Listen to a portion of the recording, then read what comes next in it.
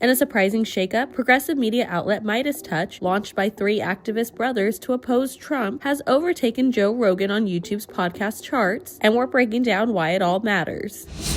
For the first time ever, the MeidasTouch podcast, with over 5 million YouTube subscribers, edged past the Joe Rogan Experience in YouTube's weekly top podcast rankings. The left-leaning trio behind the show have built a loyal following with their sharp political commentary, much of it directed at President Donald Trump. But their roots go deeper than just podcasting. MeidasTouch started as a political action committee in March of 2020, while the Meiselas brothers were in lockdown during the pandemic. Ben Meiselas is a prominent attorney best known for representing former NFL quarterback Colin Kaepernick, while Brett is an Emmy-winning video editor who worked on The Ellen DeGeneres Show. And Jordy, the youngest, comes from a marketing background and is based in Brooklyn. Their initial goal? Funding ads and media campaigns aimed at preventing Trump's re-election. And in 2023, the PAC reportedly rebranded as Democracy Defense Action, but the MeidasTouch name lived on as a public-facing media network. Together, the brothers have built a platform they describe as pro-democracy journalism, emphasizing accountability, civic engagement, and unapologetically progressive messaging. And the podcast's recent climb in the charts comes during renewed focus on Trump's alleged ties to Jeffrey Epstein, a storyline MeidasTouch has covered extensively in recent weeks. According to Podscribe data reported by Newsweek, the podcast racked up a staggering 124 million views between June 7th and July 7th, more than triple Rogan's 39 million during the same period. But still, it's worth noting, Rogan remains dominant on platforms like Spotify.